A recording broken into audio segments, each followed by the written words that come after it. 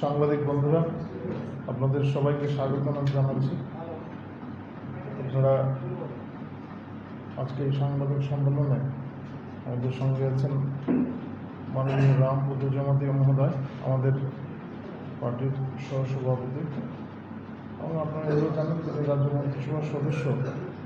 তিনি প্রথমে আপনাদের কয়েকটি বিষয় বলবেন, এরপর আমি আপনাদের কিছু বলবো, সম্বোধিত করবো আপনাদের,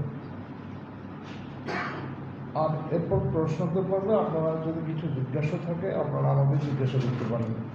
এখন রামপদদা আপনাদের কিছু বলবেন।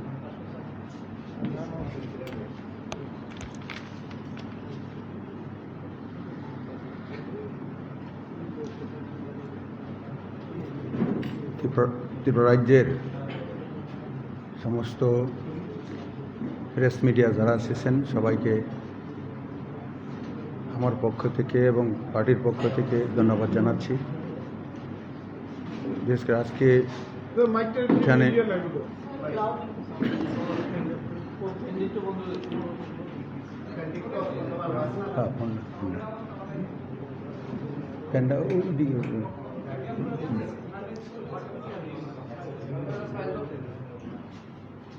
তো আজকে আপনাদের সামনে আমরা এসেছি কিছু বিষয় আপনাদের মাধ্যমে রাজ্যের এবং পৃথিবীর বিভিন্ন জায়গায়, দেশের অন্য জায়গায় আমাদের চিন্তাধারাটাকে সঠিক দিশায় নিয়ে যাওয়ার জন্য। তো ইদানিংকালে রাজ্যে বিশেষ করে 4টি উপনির্বাচন ক্ষেত্রে বিভিন্ন দলের পার্টিসিপেশন আপনারা দেখেছেন। বিভিন্নজন বিভিন্নভাবে এটাকে যার বিভিন্ন প্রচার করে দখল করতে চেষ্টা করছে। তো আমাদের ভারতীয় জনতা পার্টির পক্ষ থেকেও আমরা আমাদের সারা পৃথিবীর সবচেয়ে বড় পার্টি হিসেবে যা করার আমাদের জয়ের লক্ষ্যে আমরা এগিয়ে চলছি। তো এর মধ্যে আপনারা নিশ্চয়ই দেখেছেন যে আমাদের সাংসদ রেবতী ত্রিপুরা এবং আমার প্রতি এবং আমাদের রাজ্যের সহসভানেত্রী পাতালখানা জমাতিয়ার উপর, বিশেষ করে আমাদের দুজনের উপর যে রিজনাল কিছু পার্টি, বিশেষ করে তীব্রামথাও বলতে পারেন, লালমথাও বলতে পারেন, কারণ একসময় লাল পতাকা মাথায় বেঁধে সিপিএমের মিছিলেও যায়, এর আবার তীব্রামথার সময় রিসা মাথায় বেঁধে আবার ওইখানে যায়। তো এরা বিশেষ করে তাদের যে সন্ত্রাস করে বিভিন্নভাবে মূলটাকে ঘুরিয়ে দিয়ে আমাদের কার্যকর্তাদেরকে খেপিয়ে দিয়ে ওরা রাজনৈতিক ফায়দা নিতে চেষ্টা করছে। তো কিন্তু আমাদের বুদ্ধিমত্তা, আমাদের কার্যকর্তারা এখন পর্যন্ত এমন কোনো তাদের মতো হামলার মতো এটা পাল্টা এরকম এখন পর্যন্ত দেখা যায়নি। ছোটোখাটো কিছু বিষয় শুনেছি, কিছু পাল্টা হয়েছে।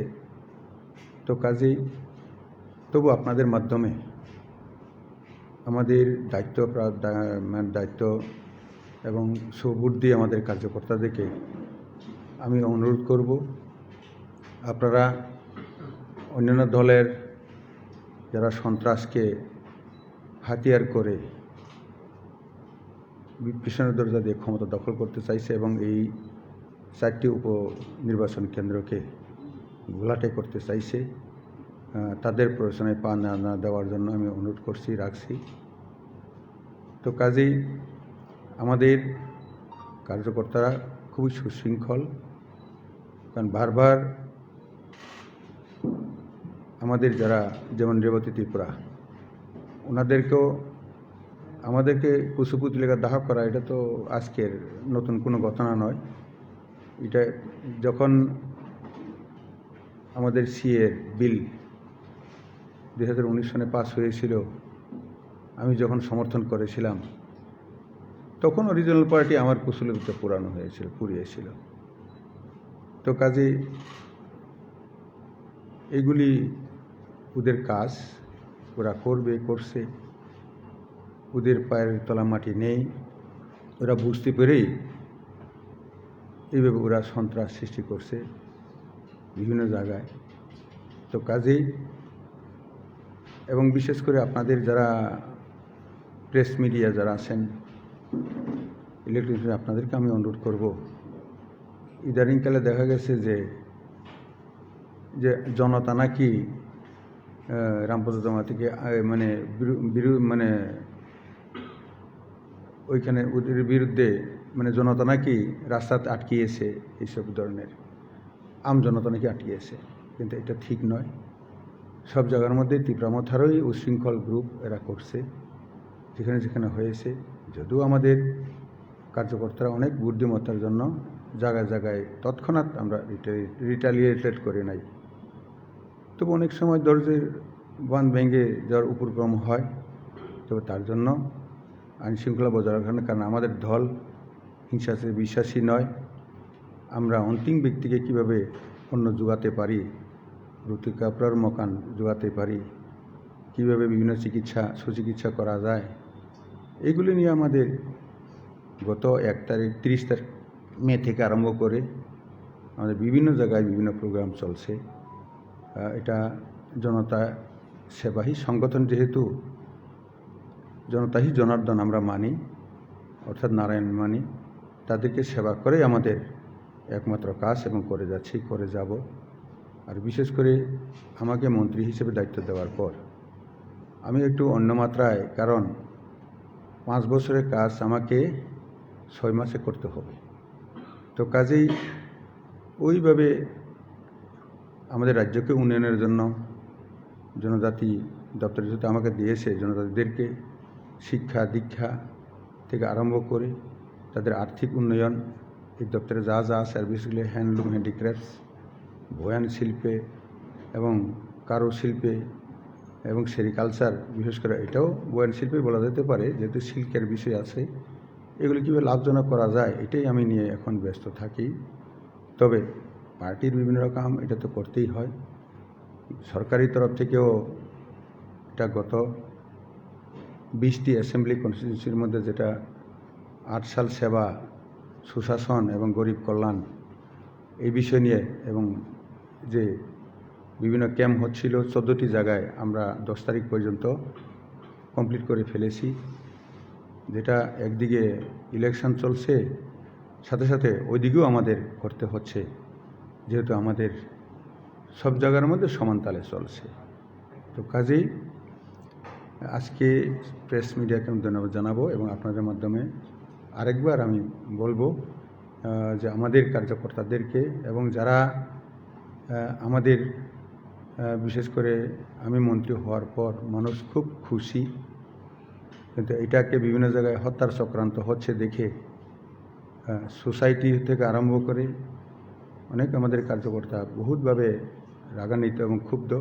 তবু আপনাদের মাধ্যমে আমি তাদেরকে সবাইকে বলবো যে আপনারা বিরত থাকুন। গণতান্ত্রিক পদ্ধতিতে আমরা আগামী দিনে অনেক সুযোগ পাওয়া যাবে এগুলি, আর জনতাই তাদেরকে আগামী দিনে জবাব দেবে ভোটের মাধ্যমে। তো এই কথা বলে আমি সমাপ্ত করছি। নমস্কার। বন্ধুরা, রাজ্যে উপনির্বাচন চলছে, প্রক্রিয়া চলছে, কিন্তু সমগ্র দেশের যে বিভিন্ন অবস্থা, সেগুলি থেকে আমরা নিজেদের নির্লিপ্ত রাখতে পারি না। আজকে একটি বিষয় নিয়ে আমাদের প্রত্যেক প্রদেশে সাংবাদিক সম্মেলনে জনগণকে অবহিত করার চেষ্টা হচ্ছে, সেটা হচ্ছে ন্যাশনাল হেলথের ইস্যু। আপনারা অনেকেই ইতিমধ্যে বিষয়গুলি জানেন, তবু সংক্ষেপে আমি 2-4 কথা এখানে বলছি। একটা রাজনৈতিক দল কংগ্রেস, এত পুরনো রাজনৈতিক দল, যদিও মহাত্মা গান্ধী স্বাধীনতার পরে প্রস্তাব করেছিলেন যাতে এই দলটিকে ভেঙে দেওয়া হয়, এই দলটি একটি রাজনৈতিক দল কোনো কর্পোরেট সংস্থাকে লোন দিতে পারে, এটা পৃথিবীর কোথাও হয়েছে কিনা সন্দেহ আছে। আর শুধু ব্যক্তি স্বার্থে, একটি পরিবারের স্বার্থে নকল গান্ধী এই পরিবারটির জন্য, যেখানে 5,000 স্বাধীনতা সংগ্রামী এই অ্যাসোসিয়েট জার্নাল লিমিটেড যেটা গঠন করেছিলেন,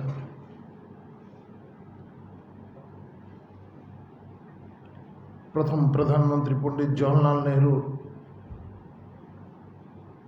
1930 সনে এটা শুরু করে, আর 37 সন থেকে প্রকাশনা শুরু হয়।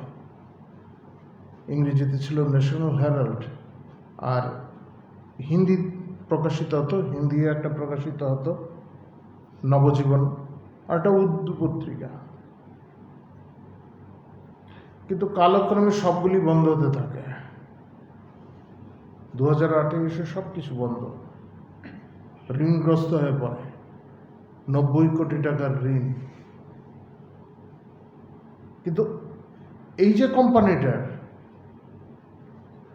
5,000 কোটি টাকার স্থাবর অস্থাবর সম্পত্তি ছিল, 90 কোটি টাকার ঋণটা কে দিল? কংগ্রেস পার্টি দিল একটা কর্পোরেট হাউসকে। আর এর নিয়ন্ত্রক ছিলেন মতিলাল ভোরা, যিনি আবার তৎকালীন সময়ের কংগ্রেসের কোষাধ্যক্ষ ছিলেন। এই পরিস্থিতিতে আবার নতুন একটা ইয়াং ইন্ডিয়া গঠন করা হলো, যার 3 জন সদস্য এই কোম্পানির: সোনিয়া গান্ধী, রাহুল গান্ধী আর মতিলাল ভোরা। রাহুল গান্ধী আর সোনিয়া গান্ধীর 37% করে, 37% করে তাদের এখানে শেয়ার ছিল, আর মতিলাল ভোরার ছিল 12%। আর এই কোম্পানি গঠন পর কংগ্রেস ঋণ মুকুব করে দিল।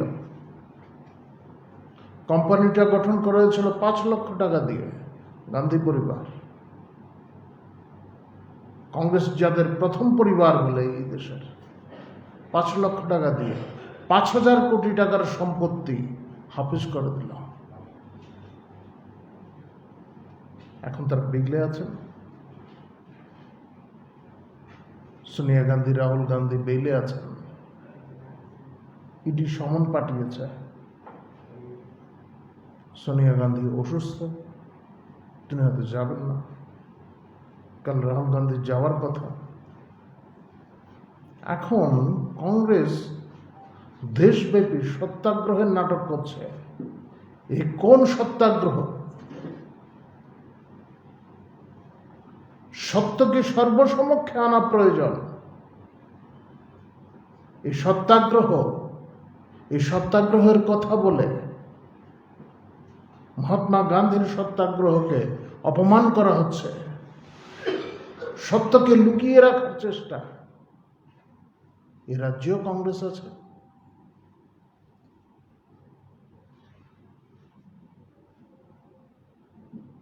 কখন কি হয়েছিল পুরনো বিষয়গুলি আমরা টেনে আনছি না। এ দেশের সবচেয়ে বড় স্ক্যান্ডালগুলি জানছে, আর্থিক দুর্নীতি পার্টিটাকে কেন্দ্র করেই হয়েছে। যাই হোক, আইনের পথে চলা প্রয়োজন। যারা ইনভেস্টিগেটিভ এজেন্সি, তদন্তকারী সংস্থাগুলি, তাদের স্বাধীনভাবে কাজ করতে দেওয়া। এই কাজে বাধা দেওয়ার জন্য এখন কংগ্রেসের যারা সাংসদরা আছেন তাদের দিল্লিতে ডেকে নেওয়া হয়েছে। বিভিন্ন রাজ্যে বলা হচ্ছে সত্যাগ্রহের জন্য। এগুলি কোনোভাবেই কাম্য নয়। পাশাপাশি অন্যান্য যে সমস্ত রাজনৈতিক দলগুলি আছে, যারা বিভিন্ন সময়ে তাদের পরামর্শ দিয়ে থাকেন, সেই সমস্ত দলগুলিও খুব একটা ইতিবাচক অবস্থান নিয়ে আছেন বলে মনে হয় না, কারণ তারাও এই বিষয়ে এখন পর্যন্ত তাদের অভিমত ব্যক্ত করেননি। তদন্তকারী সংস্থাগুলির কাজ তাদের চলতি প্রক্রিয়াকে কোনোভাবেই বাধাদান করার চেষ্টা, এটা রাষ্ট্র স্বার্থ বিরোধী। আমরা ভারতীয় জনতা পার্টির প্রদেশ কমিটি থেকেও জনগণের কাছে আবেদন জানাবো, তারা যেন সুচিন্তিতভাবে এই বিষয়ে তারা তাদের দৃঢ় অবস্থান নিয়ে থাকেন। কোনো ধরনের যারা আন্দোলনের ডাক দিচ্ছেন, সত্যাগ্রহের নাটক করছেন, তাদের সম্পর্কে সতর্ক থাকেন। আমাদের এই বিষয়ে আমার বক্তব্য রাখার ছিল। আপনাদের যদি কোনো বিষয়ে কিছু জানার ইচ্ছা থাকে, আপনাদের যদি জিজ্ঞাসা কিছু থাকে, আপনারা জিজ্ঞাসা করতে পারেন।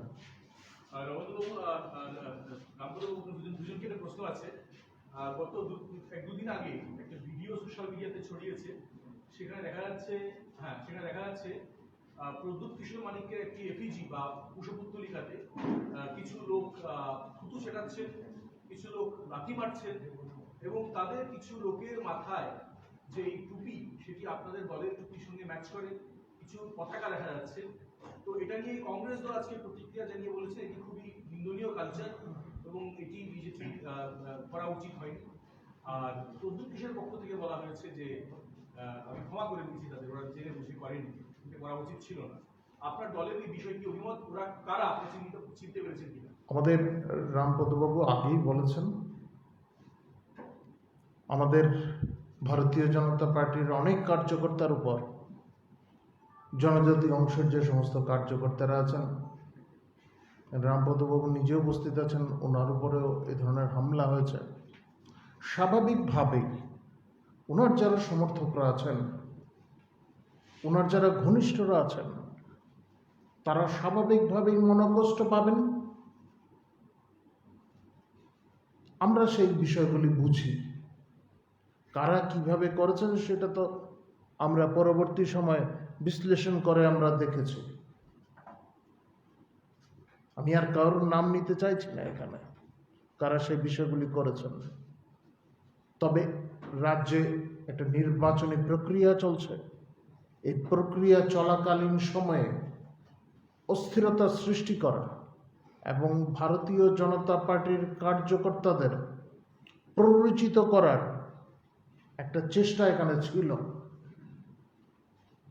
সেটা আমরা আমাদের যে বিশ্লেষণ সেখানে ধরা পড়েছে বিষয়গুলি, এবং আমরা আমাদের কার্যকর্তাদের বার্তা দিয়েছি, সাংগঠনিকভাবে বার্তা দেওয়া হয়েছে, এবং আপনাদের মাধ্যমেও আমরা জানান দিতে চাই যারা আমাদের কার্যকর্তারা সংযত থাকেন, কোনোভাবেই কারো প্ররোচনার ফাঁদে যেন পা না দেন। এখানে অনেক বিরোধী রাজনৈতিক দলগুলি ঐক্যবদ্ধভাবে এই ধরনের অস্থিরতার সৃষ্টি করার চেষ্টা করছেন। আমরা ছায়াজোটের কথা আগেও বলেছি, এখনও বলেছি, একটা জোট করার চেষ্টা চলছে, জোট আছে, এটা হচ্ছে ছায়াজোট, প্রকাশ্যে নেই কিন্তু আছে। তারা পরিকল্পনা মাফিক এই ধরনের একটা পরিস্থিতি সৃষ্টি করতে চাইছেন, যাতে আমাদের কার্যকর্তারা প্ররোচনার ফাঁদে পা দেন। কিন্তু আমাদের কার্যকর্তাদের কাছে আমাদের বার্তা আমাদের ইতিমধ্যেই পৌঁছে গেছে, আপনাদের মাধ্যমেও জানাচ্ছি। কিংবা আমাদের কার্যকর্তা নন, সাধারণ মানুষ, আমাদের কার্যকর্তাদের সঙ্গে ব্যক্তিগত সম্পর্ক রয়েছে, আমাদের নেতৃত্বের সঙ্গে ব্যক্তিগত সম্পর্ক রয়েছে, তাদের ভালোবাসেন, এরকম যারা আছেন তারাও যাতে এই ধরনের কোনো প্ররোচনার ফাঁদে পা না দেন। আর কুশপুত্তলিকা দাহ সেটা একটা গণতান্ত্রিক প্রক্রিয়ার মধ্যে পড়ে। কংগ্রেস নিজেও এই কংগ্রেসের এই সমস্ত বলার কোনো এখতিয়ারই নেই।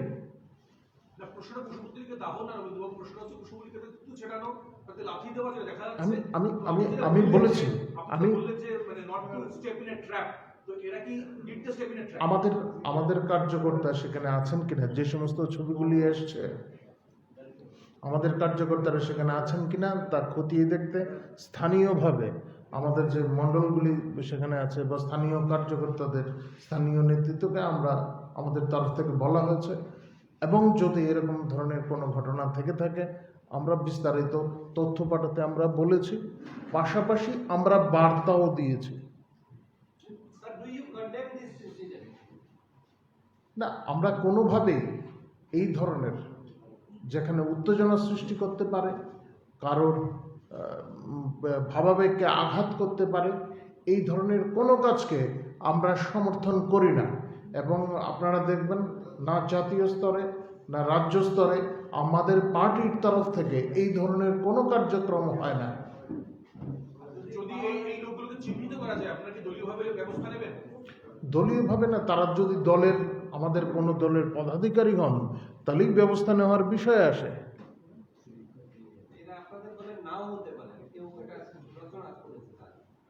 এখন এগুলি তদন্ত সাপেক্ষ। আমাদের পার্টির তরফ থেকে স্থানীয় যারা কার্যকর্তারা আছেন তারা তা খতিয়ে দেখছেন এবং আমাদের কাছে রিপোর্ট পাঠাবেন, সেই অনুযায়ী ব্যবস্থা নেওয়া হবে। আপনারা বরাবরই বলে থাকেন যে তৃণমূল কংগ্রেসকে আপনারা আপনাদের সমকক্ষ বা প্রতিদ্বন্দ্বী কোনোটাই ভাবে না।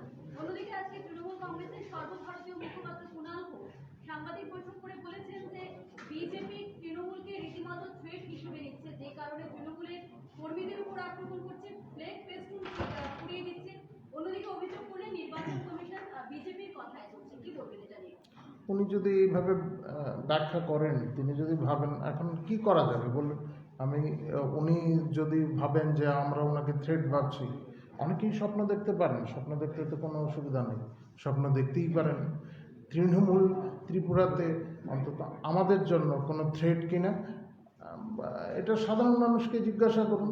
হ্যাঁ, তবে তৃণমূলের যে চরিত্র পশ্চিমবাংলায় দেখিয়েছে তাতে সাধারণ মানুষ মনে করে এদের শক্তি বৃদ্ধি হওয়াটা সাধারণ মানুষের জন্য থ্রেট। একটা বিষয় হচ্ছে রামপদবাবু বলছিলেন যে আপনাকে খুনের চেষ্টা বা এই ধরনের নির্দিষ্ট করে কি আপনারা কোনো অ্যাটাক করেন? না, এই ধরনের ঘটনা কিছু ঘটেছে, আপনারা জানেন, আপনাদের কাগজেও প্রকাশিত হয়েছে, টিভিতে দেখানো হয়েছে, ওনাকে ঘিরে ধরেছে পুলিশের, মানে আমি আর বিস্তারিত বিবরণ দিতে চাইছি না সেগুলি কি হয়েছে। পুলিশ না, পুলিশ উনি তো দেখুন ওনার দেহরক্ষীও ছিল, পুলিশ ওনাকে উদ্ধার করে এনেছেন, কিংবা এখানে আমাদের কার্যকর্তারা গিয়ে রিটালিয়েট করতে পারত, এই ধরনের কোনো আমাদের কার্যকর্তারা যাক সেটা আমরা চাইনি। সেখানে বা পার্শ্ববর্তী এলাকাতে আমাদের কার্যকর্তারাও ছিল, আমরা চাইনি এই ধরনের কিছু ঘটনা ঘটুক, কারণ স্থানীয়ভাবে আমরাও জানতে পেরেছি তারা কারা, তারা কি, তাদের পরিচয় কি সেটা আমরা জানতে পেরেছি। সহসভানেত্রী পাতালকন্যা জমাতিয়ার উপরে রামপদবাবু যেখানে গেছিলেন বা রেবুদেব মেন্ডরা যেখানে গিয়ে আক্রমণের মুখে পড়েছিলেন, সেখানে পাতালকন্যা জমাতের বিরুদ্ধে গোব্যাক পাতালকন্যা জমাতিয়া এবং কালো পতাকা দেখানো হয়েছিল। তো এই বিষয়ে রেবুদেব ত্রিপুরাকে আমরা যদি প্রশ্ন করেছিলাম গতদিন, উনি বলেছিলেন যে কারোর উপর অভিযোগ থাকলে সত্যি প্রমাণ হয় না, তো অভিযোগ একটা রয়েছে সেটা উনি স্বীকার করে নিয়েছেন। সেই অভিযোগ সম্পর্কে আপনাদের বক্তব্য কি, আপনারা কি মনে করেন? অভিযোগ থাকলে অভিযোগ যেখানে জানানো দরকার সেখানে, অভিযোগ অনেকের বিরুদ্ধেই থাকতে পারে, আমার বিরুদ্ধে থাকতে পারে, আপনার বিরুদ্ধে থাকতে পারে, সেটাকে প্রসিকিউট আছে। তো ঘিরে ধরে, রাস্তায় ঘিরে ধরে অস্থির পরিস্থিতির সৃষ্টি করা, আঘাত করার চেষ্টা, হত্যা করার একটা প্রচেষ্টা, এগুলি কি কোনোভাবেই কাম্য নয়। অন্তত ডেমোক্রেটিক সোসাইটিতে যারা দাবি করছেন, যারা গণতান্ত্রিক প্রক্রিয়ার মাধ্যমে সরকারের ক্ষমতা দখল করবেন, তারা যারা এই স্বপ্ন দেখাচ্ছেন মানুষকে, অন্তত তাদের তরফ থেকে তো এটা আশা করা যায় না। আমি সেই অভিযোগের কথা বলছিলাম, আপনারা কি এই বিষয়ে কিছু অবগত আছেন? না, আমাদের কাছে এই ধরনের কোনো অভিযোগ নেই। অভিযোগ অনেকের কাছে থাকলে, আপনার বিরুদ্ধে যদি কোনো অভিযোগ থাকে, আমার বিরুদ্ধে কোনো অভিযোগ থাকলে সেই অভিযোগ যথাস্থানে দায়ের করতে হবে, তদন্ত হবে। কিন্তু সাধারণ মানুষ কতজনের অভিযোগ যারা যারা অভিযোগ করেছেন, যাদের কারোর অভিযোগ থাকলে যথাস্থানে জানান, যথাস্থানে জানান। মানে এইভাবে এটা তো কোনোভাবেই সমর্থন করা যায় না। না, আমার প্রশ্ন হলো যে তারা বলেছে তাদের অভিযোগ হচ্ছে পাঠাগোনা জমা দেওয়া বিভিন্ন সময় যে মামলা না না আপনি তার জন্য টাকা এনেছে মানুষের কাছে। এটা কি বিজেপি যাচাই করে দেখেছে কিনা বা এটা দেখবে কি? না না যারা অভিযোগ করেছে, কেউ অভিযোগ করলে, এখন আপনি নিয়েছেন বললে কিংবা আমি নিয়েছি বললে সেটাকে পার্টি কি প্রয়োজন বোধ করে নাকি? পার্টি প্রয়োজন বোধ করে না এই সমস্ত বিষয়ে খতিয়ে দেখার জন্য। এটা জানাতে হবে উপযুক্ত স্থানে, তখন প্রয়োজন পড়লে পার্টি ব্যবস্থা নেবে। মনে হয় তদন্তের স্বার্থে যদি প্রয়োজন হয়, যে বিষয়ে কেউ অভিযোগই দায়ের করেনি সেখানে অভিযোগ কিসের? অভিযোগ থাকলে তো অভিযোগ দায়ের করতে হবে, যথাস্থানে দায়ের করতে হবে। এই ধরনের কিছু আছে বলে আমাদের জানা নেই। सर मेरा एक सवाल था, हिंदी में जवाब होने से मेरे लिए अच्छा है सर। ये एक नैरेटिव सेट किया जा रहा है कि जो अभी जो सीएम बने हैं वो कुछ महीने के लिए सीएम बने, अपोजिशन से भी है और बोला जा रहा है कि कुछ ही महीने के लिए बने, नेक्स्ट इलेक्शन में he is not the face. आपका क्या रिएक्शन, आपके पार्टी का क्या है? कौन मुख्यमंत्री बनेगा, कौन नहीं बनेगा, ये हमारे पार्टी के नेता और जो विधायक बन के आएंगे, चुन के आएंगे, वो लोग ठीक करेंगे। जो ये बात बोल रहे हैं उनके ऊपर निर्भर नहीं करता, ये पार्टी के अंदरूनी विषय है और उसके ऊपर पार्टी के विधायक दल के मत के अनुसार और हमारे जो सर्वभारतीय नेतृत्व है उनके मत के अनुसार ये सिद्धांत लिया जाएगा। वो तो ऑलरेडी सीएम है ही, हाँ next election who is the face, he is not the face, ऐसा एक नैरेटिव सेट किया है ना, जो नैरेटिव सेट कर रहे हैं उनको करने दीजिए, इससे हमको कोई लेना देना नहीं है। বিজেপি সরকারের ৮ বছরের ভর্তি কেন্দ্রে সেই পরিবেশে কাউকে বিরুদ্ধে অনেক প্রতিক্রিয়া ব্যক্ত করেছেন। ৮ বছরের যে ভর্তি বিভিন্ন ক্ষেত্রে প্রচার মিছিল দেখা গিয়েছে, সবকিছু দাম তো কংগ্রেসেরই, ৭০ বছর অনেক কিছু করেছে তারা। আর এখন যাকে সব বিজেপি করছে তারা যা স্কিমগুলো আছে। তো ওনাকে জিজ্ঞাসা করার প্রয়োজন ছিল, সব যদি কংগ্রেসের হয়ে থাকে তিনি বিজেপিতে এসেছিলেন কেন? বিজেপি আবার ওনাকে এনেছে কেন, গ্রহণ করেছে কেন? এই প্রশ্নটা। আমরা তো সবকা সাথ সবকা বিকাশ, আপনিও আসতে পারেন, সবকা বিশ্বাস, আপনিও আসতে পারেন চাইলে, আপনাকেও স্বাগত জানানো হবে। এমন স্বাগত কি মানিক সরকারকে জানানো হয়েছে? তা উনি আসতে চাইলে, উনি তো এরকম অভিপ্রায় ব্যক্ত করেননি।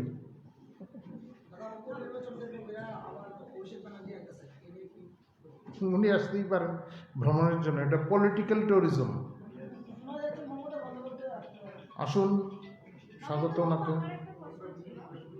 গত দুদিন ধরে বিজেপি কার্যকর্তাদের পেজে থেকে একটা কথা শোনা যাচ্ছে যে আজকে নাকি স্টেট প্রেসিডেন্ট ডিক্লেয়ার হবে, এটা নিয়ে আপনি কি বলতে চাইছেন? আমাদের এই সমস্ত বিষয় এখনো জানা নেই, আমাদের কাছে নেই। অন্তত ভারতীয় জনতা পার্টির যে সোশ্যাল মিডিয়ার পেজ আছে সেখান থেকে হয়েছে বলেও আমার জানা নেই। তবে যারা অনেকেরা সমর্থকরা আছেন আমাদের, তাদের অভিপ্রায় তারা ব্যক্ত করেন, সেটা আপনারা জানেন, যারা সোশ্যাল মিডিয়ার সঙ্গে যুক্ত আছেন খুব ভালোভাবে ট্যাগ করে দেন, এটা করতে পারেন অনেকে। স্যার আমার একটা প্রশ্ন, ৩০ জুন নির্বাচন, আপনি দলের প্রবক্তা, আগামী নির্বাচন অবাধ ও শান্তিপূর্ণ এবং ভয়মুক্ত পরিবেশ হবে বলে ইতিমধ্যে কয়েক জায়গায় বলেছেন। আপনি কি মনে করেন যা বলেছেন তা হবে, সম্ভব হবে, আত্মবিশ্বাসী?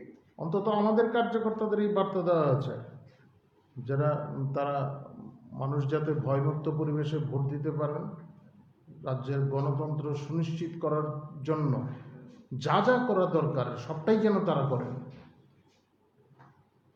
সঙ্গে সঙ্গে তো আবার বক্তব্য বলছে যে বিগত পৌর নিগম নগর শক্তি নির্বাচনে ছাপ্পা ভোটের অসংখ্য অভিযোগ রয়েছে, এগুলোও কিছু হয়নি। অভিযোগ থাকতেই পারে, অভিযোগ নিয়ে তো এগুলি আগাম আমরা বলে দিতে পারি, অভিযোগ আবার তুলবেন যারা পরাজয়ের গ্লানি সহ্য করতে পারেন না।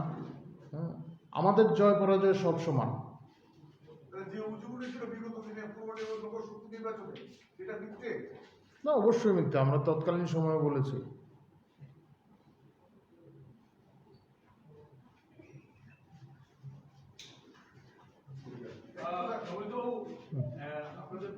পার্টি এখন যে শাসন ক্ষমতায় রয়েছে দুটো দলের জোটে, আর একটি অংশ আইপিএফটি রয়েছে। তো গত বেশ কয়েকটি নির্বাচনে আইপিএফটির পারফরমেন্স নিয়ে দলের পক্ষে অনেক প্রশ্ন করা হয়েছিল এবং তাদের পারফরমেন্স করে ভালো ছিল না, এটা নিয়ে কিন্তু কথা। তো ইদানিং যে রিজিনাল পার্টিটি যেটা নিয়ে এতক্ষণ আলোচনা করলেন আপনারা, ত্রিপুরা কথা, তাদের দল তৈরি করার কয়েক মাসের মধ্যে এডিসি নির্বাচনে সাফল্য পেয়েছেন এবং সেখানেও সাফল্যের পিছনে আপনারাই বলেছিলেন, তাই অনেকটাই আপনাদের শরিক দল যাদের পারফরমেন্স ততটা ভালো না, আপনাদের পারফরমেন্স তুলনামূলক অনেকটাই ভালো ছিল। আগামী নির্বাচনে কি শরিক পরিবর্তন করার কোনো চিন্তা ভাবনা আছে? আমরা 60টি কেন্দ্রেই কাজ করছি, আমাদের কার্যকর্তারা 60টি কেন্দ্রেই কাজ করছেন এবং সর্বত্রই, এবং বিশেষ করে আপনি যেটা বলছেন জনজাতি অংশের মানুষ যেখানে বেশি থাকেন, সেখানে জনজাতি অংশের মানুষ ভারতীয় জনতা পার্টির মধ্যেই তাদের আশার আলো দেখছেন, আমাদের প্রতি তাদের আস্থা রয়েছে। এর অনেক কারণও রয়েছে। সম্প্রতি ভোটের ফলাফল তো অন্য কথা বলেছে। সম্প্রতি ভোটের এডিসি ভোটে আমাদের কি ফলাফল খারাপ হয়েছে নাকি? আমরা মোটেও খারাপ হয়নি, আমাদের যথেষ্ট ভালো হয়েছে। এবং আপনি নিজেও বলেছেন যে শরিক দলের জন্যই বিষয়টা এরকম হয়েছে, তারা একটি আসনও দখল করতে পারেনি, কিন্তু আমাদের ফলাফল কোথাও খারাপ হয়নি। তাহলে কি শরিক দলকে ড্রপ করে আপনারা একাই লড়বেন? সেটা পরিস্থিতি বলবে। না না, আগামী দিনের পরিস্থিতি কি হয়, আমরা কাউকের সঙ্গে জোট করব কি করব না, সেটা সময় ঠিক হবে। এখন তো অনেকটা বাকি আছে। আপাতত আমরা উপনির্বাচনে লড়ছি, আর নির্বাচনের লড়াইটা আমাদের মুখ্য কাজ নয়। আমাদের রামপদ বলেছেন যে সেবাই সংগঠন সর্বত্র আমাদের কার্যকর্তাদের মানে এই বার্তা যে দেওয়া হয়েছে সংযত থাকার জন্য, এর পাশাপাশি এইটাও বলা হয়েছে এখন আপাতত কাজ এটাই, সেবাই সংগঠন সেবা কাজ চালিয়ে যাওয়ার জন্য।